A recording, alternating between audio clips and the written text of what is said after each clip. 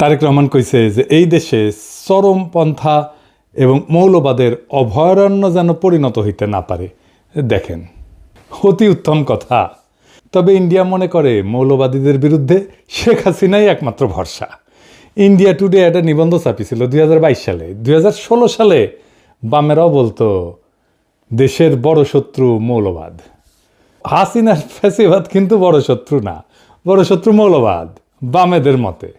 তাইলে আমরা বুঝলাম বাংলাদেশে মৌলবাদ বলে একটা জিনিস আছে, মৌলবাদী বলেও একটা জিনিস আছে যা খুবই খারাপ, তাই না? সেটারে বিএনপি খাইয়া দিতে চায়, সেটা বিএনপি প্রতিরোধ করতে চায়। আচ্ছা, খুব ভালো কথা। তাইলে খালেদা জিয়ার নিশ্চয়ই মৌলবাদীদের সম্পর্কে একটা বক্তব্য আছিল, সেটা কি একটু আমরা শুনে আসি? আসেন শুনি, এডিটর সাহেব শুনে দেন। মৌলবাদী ধর্মীয় লোক আছে কিন্তু মৌলবাদী নয়, তারা বাংলাদেশকে ভালোবাসে, তাদের অবদান আছে দেশের জন্য এবং তারা দেশকে রক্ষা করতে চায়।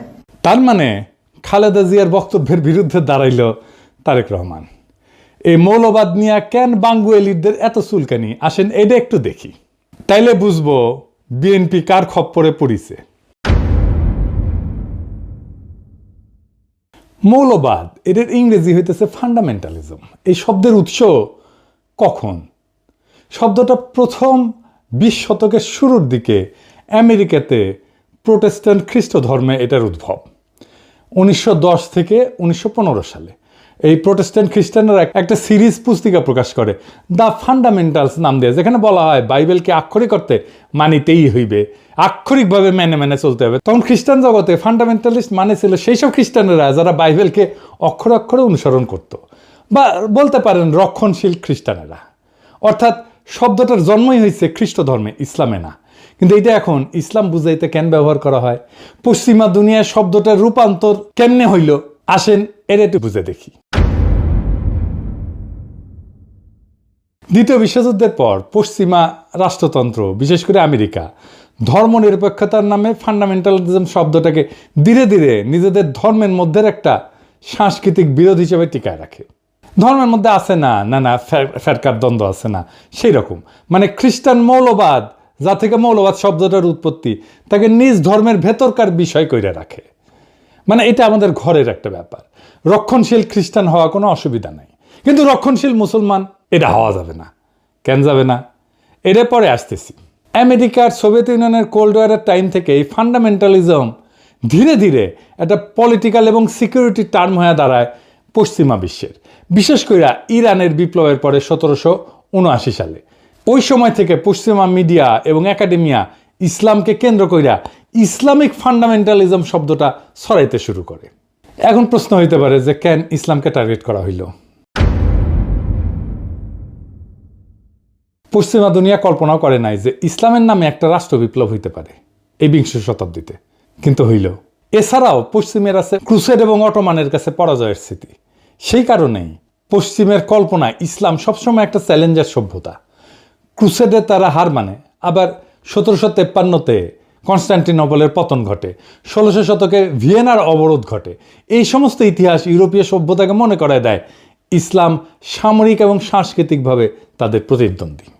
আবার ভিয়েনা অবরোধ কি, এটা কি জানেন? জানেন না? আসেন জেনে নিই। অটোমান সম্রাটেরা 2বার ভিয়েনা অবরোধ করে 16 শতকে। এই অবরোধ ব্যর্থ হয়।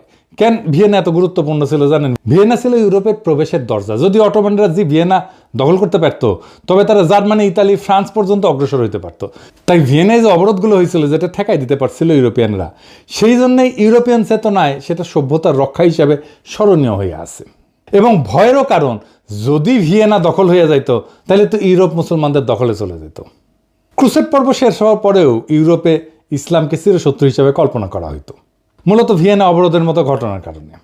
কিন্তু আধুনিক যুগে ধরেন অটোমান সাম্রাজ্যও নাই এবং ইসলামী শক্তি বিভক্ত, তারপরেও ভেতরে ভেতরে পুনর্জাগরণ বা বিপ্লবের একটা আশঙ্কা পশ্চিমের আছে।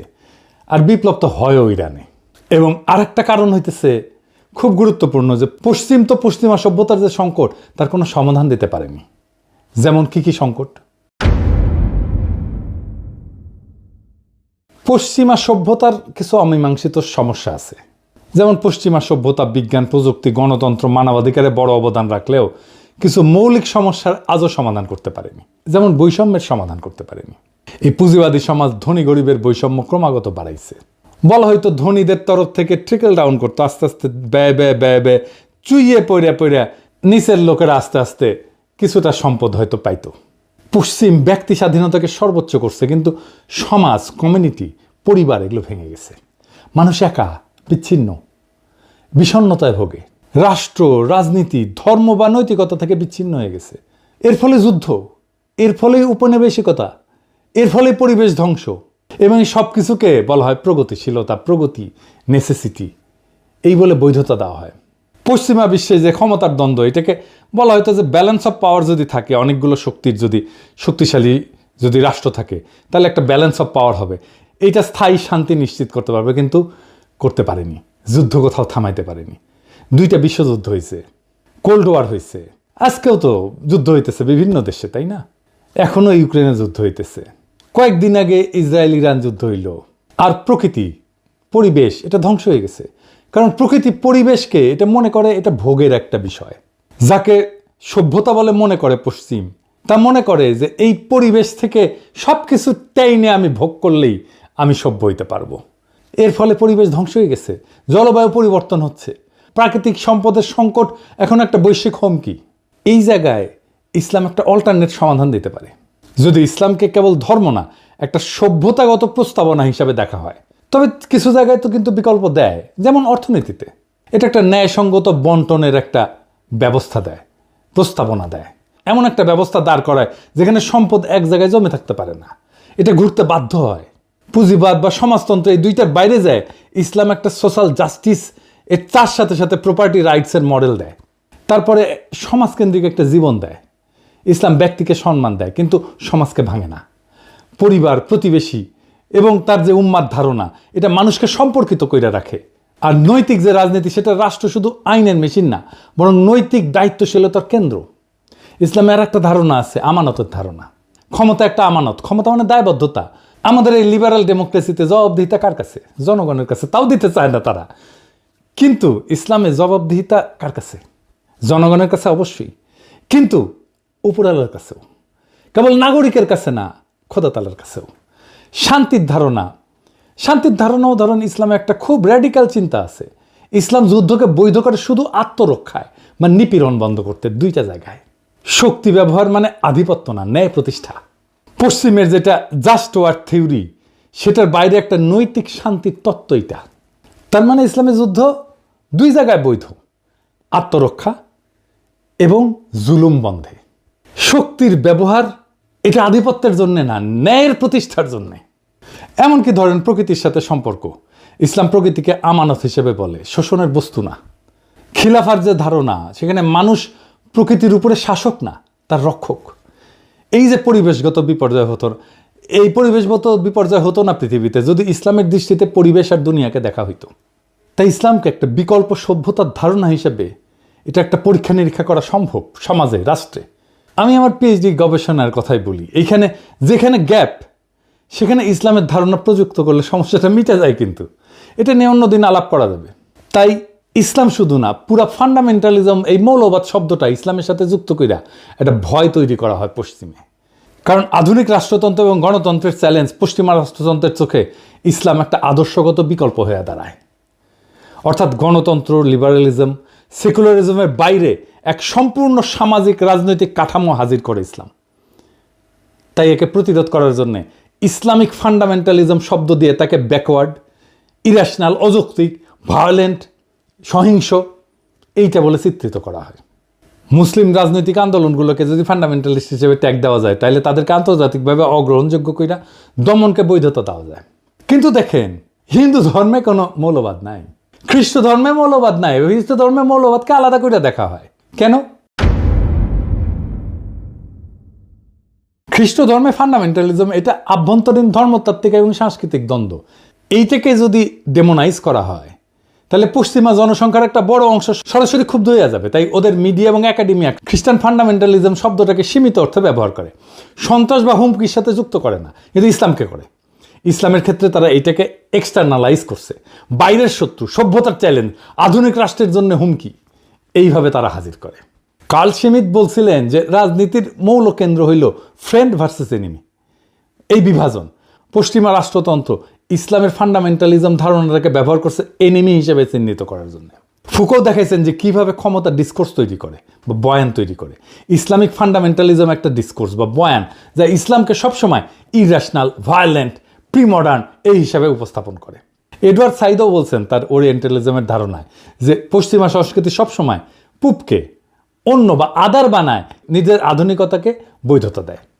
এবং এই যে ওয়েস্টার্ন ডেমোক্রেসি, পশ্চিমা লিবারাল ডেমোক্রেসি নিজেকে একমাত্র বৈধ রাজনৈতিক রূপ হিসেবে দাঁড় করাইতে ইসলামিক ফান্ডামেন্টালিজমকে বিকল্প রাজনৈতিক কল্পনা হিসাবে সে ডেমোনাইজ করে। ফলে আন্তর্জাতিক আইন, সিকিউরিটি, নীতি, এমনকি গবেষণাতেও ইসলামী আন্দোলনকে প্রায় ফান্ডামেন্টালিস্ট থ্রেট হিসাবে বলা হয়। যদিও একই ধরনের ইহুদি বা খ্রিস্টান চরমপন্থাকে সেটা বলা হয় না, হিন্দু চরমপন্থাকে তো বলা হয়ই না, দেখতেছেন তো। যা যা একটা ইসলামী সমাজকে আলাদা মিনিং দিছে সেটাকে আক্রমণ করা হয়েছে পশ্চিম থেকে। নিজের কালচারকে, নিজের প্র্যাকটিসকে ঘৃণা করতে শেখানো হয়েছে। আফগানিস্তানে বোরখা পরা ছিল ফ্যাশন, এটা অভিজাততন্ত্রের প্রতীক। যেই নারী বোরখা পরবে তাকে ধরে না হয়তো সে ধনী এবং সে কোনো কাজ করবে না, সে অভিজাত, তার কাজ করার দরকার নাই, তাকে অন্যভাবে সম্মান করা হইতো। এইটাকে পশ্চিমানারা বানাইলো নারী নিপীড়নের আইকন। কি খোদা আমারে উঠায় নাও। বোরখা খুলে বেলায় প্রগতিশীলতা। অটোমান হেরেমকে বলা হয় নির্বিচার যৌনতা, অথচ জানেন এইটা নারীর ক্ষমতায়নের একটা super duper model, very effective alternate model. একদিন আলাপ করবো এটা নিয়ে। নারীবাদীরা এখন থেকে লাফানো শুরু করবে, মূর্খসোদা নারীবাদী। বাংলাদেশে সব প্রগতিশীলের মূর্খসোদা, নারীবাদীরা আরও বেশি মূর্খসোদা। এদের সাথে আলাপ করবো আমি হেরেম নিয়ে। যাই হোক, বিএনপি পশ্চিমের বয়ান নিচ্ছে ইসলাম প্রসঙ্গে। তার রাজনৈতিক প্রতিপক্ষকে মোকাবেলা করার জন্য যদি আওয়ামী বয়ানের কান্দে চাপতে হয় বিএনপিকে, তাহলে তো বিএনপি আর একটা আওয়ামী শাসনই উপহার দেবে। পশ্চিমের ভয় একটা ফেয়ার ইলেকশনে ইসলামী দলগুলো যদি ক্ষমতায় চলে আসে, এই ভয় তারা মিশরে পাইছে, একই ভয় তারা গাজায় পাইছে। হামাস জিতছে, তারা স্বীকার করবে না, কিন্তু মোদিরে মাইনা নিবে। আজিব বাত। এইভাবে রাজনীতি চলে। জামাতের সাথে বিএনপি তো আসলে কোনো প্যারামিটারে জিততে পারবে না, না আভ্যন্তরীণ গণতান্ত্রিক চর্চায়, না কর্মীদের রাজনৈতিক মানে, না কর্মীদের সাহসে, না কর্মীদের সংখ্যায়। বিএনপি ছাত্রদল, ছাত্র শিবির যদি এখন রাস্তায় মারপিটেও নামে, ছাত্রদল হাইরা যাবে, এটা বাস্তবতা। না বিএনপি প্রতিষ্ঠান তৈরি করতে পারছে, না কর্মীদের নৈতিক রাজনৈতিক পড়াশোনা, শিক্ষা প্রতিষ্ঠানে সংগঠনের প্রভাব বাড়াইতে পারছে, কিছুই করতে পারেনি। বিএনপি জামাত বা ছাত্র শিবিরের সাথে তুলনায় কোনো ধারে কাছে যেতে পারবে না। এই জন্যই তারা বাইসা নিয়েছে এমন একটা জায়গা যেখানে জামাত দুর্বল, সেটা মুক্তিযুদ্ধ। এই মুক্তিযুদ্ধের মাঠে এসে জামাতকে ঘায়াল করতে চায়, তাই তাদের মুখে মৌলবাদ, তাই তাদের মুখে জঙ্গিবাদ। সেই একই বয়ান আওয়ামী লীগের বয়ান, কারণ এটা সহজ। জামাতের রাজনীতিকে মোকাবেলা করার জন্য যে দক্ষতা থাকা দরকার, ইন্টেলেকচুয়াল ক্যাপাসিটি থাকা দরকার ছিল, সেটা তো বিএনপির নাই। তো বিএনপি নিয়েছে সহজ পথ, মুক্তিযুদ্ধের কথা বলে কোণঠাসা করা। এই রাজনীতি জিতবে না, এই রাজনীতি জেতার না। এই রাজনীতি অবশ্যই বিএনপিকে পরাজয়ের রাস্তায় নেবে। এই রাজনীতি বিএনপিকে রাষ্ট্র ক্ষমতা আসতে দেবে না, লিখে রাখতে পারেন। এটাই বিএনপির রাজনৈতিক পরাজয়ের কারণ হবে। পশ্চিমা শক্তি আমাদেরকে কোনো সাহায্য করেনি হাসিনা বিরোধী লড়াই, আমাদের কোনো ধরনের কূটনৈতিক সাহায্য করেনি। হাসিনার শাসনকে সর্বতভাবে সাহায্য করে গেছে, সাপোর্ট করে গেছে পশ্চিমা শক্তি। এখন সেই পশ্চিমা শক্তির ইচ্ছায় যদি বিএনপি তার আগামীর রাজনীতি নির্ধারণ করে, তার রাজনীতিকে বাংলাদেশের মানুষ প্রত্যাখ্যান করবে। বাংলাদেশের মানুষ তার ধর্ম, তার সংস্কৃতি, সেটাকে সাথে নিয়ে বাংলাদেশের মানুষ আগামীর রাষ্ট্র গঠন করতে চায়। পশ্চিমাদের সাজেশনে না, পশ্চিমাদের ধারণা দিয়ে না, পশ্চিমাদের প্রেসক্রিপশন দিয়ে না, বরং পশ্চিমাদের প্রেসক্রিপশনে যারা রাষ্ট্র করতে আসবে তাদেরই বাংলাদেশের জায়গা হবে না। বাংলাদেশের রাজনীতির বড় ট্র্যাজেডি হইল নিজেদের শক্তি আর ঐতিহ্যকে ভরসা না কইরা বিদেশি প্রেসক্রিপশনকে আঁকড়ায় ধরা। আওয়ামী লীগ তা করছে বছরের পর বছর, আর বিএনপি যদি সেই একই পথে হাঁটে তবে তার পরিণতি একই হবে।